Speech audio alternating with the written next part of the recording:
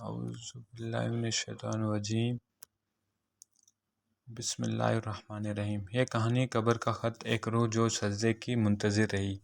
قسط نمبر 2، قبر سے آنے والا دوسرا پیغام۔ رات کا دوسرا پہر، رات گہری ہو چکی تھی، چاند بادلوں میں چھپ گیا تھا اور قبرستان میں وہی خاموشی پھیلی ہوئی تھی جو انسان کے دل میں توبہ کے بعد آتی ہے۔ احمد اب بھی اس قبر کے پاس بیٹھا تھا، آنکھوں میں آنسو، دل میں ایک عہد کہ اب وہ اپنے رب کی طرف لوٹ چکا ہے۔ لیکن اچانک ہوا میں ایک عجیب سی لرزش ہوئی، چراغ کی لو ایک دم بلند ہو گئی اور قبر کے اندر سے دوبارہ وہی مدھم آواز گونجی، احمد جاگ رہے ہو؟ احمد چونک گیا، آواز پہچاننے کے باوجود اس کے لب کانپ گئے۔ اس نے آہستہ سے کہا، ہاں میں جاگ رہا ہوں۔ کون ہو تم؟ کیا تم میری مدد چاہتے ہو؟ قبر کی روح کا جواب۔ آواز نرم تھی لیکن اس میں ایک ایسی لرزش تھی جو صدیوں کا انتظار سمیٹے ہوئے تھی۔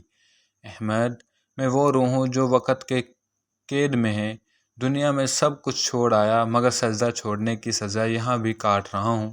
تم جانتے ہو احمد، دنیا میں ایک لمحہ غفلت کا قبر میں برسوں کی چیخ بن جاتا ہے۔ ایک نماز جو وقت پر نہ پڑھی اب ہر لمحہ مجھے یاد دلاتی ہے۔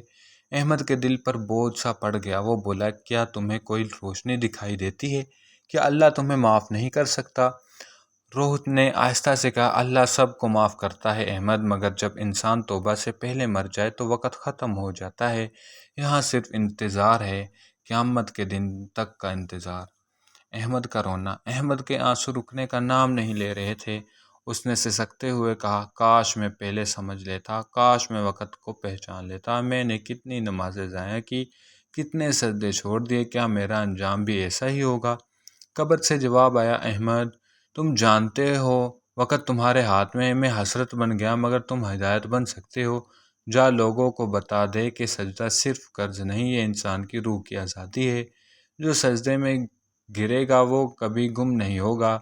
روشنی کا وعدہ۔ احمد نے اپنے آنسو پوچھے، دل میں عہد کیا، میں توبہ کروں گا اور اس قبر کا پیغام دنیا تک پہنچاؤں گا۔ اگر ایک روح سجدے کی منتظر ہے تو میں ہر دل کو سجدے کی طرف بلاؤں گا۔ اسی لمحے قبر کے اوپر چراغ کی لو پر سکون ہو گئی، ہوا تھم گئی اور فضا میں ایک نور سا احساس پھیل گیا، جیسے کوئی کہہ رہا ہو، اللہ نے سن لیا احمد، اب تو وقت کا مسافر بن گیا ہے۔ اگلی صبح جب سورج طلوع ہوا، احمد نے پہلی بار مسجد کی اذان کے ساتھ وضو کیا، نماز پڑھی اور دل میں ایک عجیب سا سکون محسوس کیا۔ محلے کے لوگ حیران تھے، یہ وہی احمد ہے جو کبھی فجر میں سویا رہتا تھا اور آج سب سے پہلے مسجد پہنچا ہوا ہے۔ جب اس نے امام صاحب سے کہا، حضرت میں ایک قبر سے پیغام لے کر آیا ہوں، اب میرا مقصد ہے لوگوں کو نماز کی حقیقت سمجھانا، تو امام صاحب کی آنکھوں میں آنسو آ گئے۔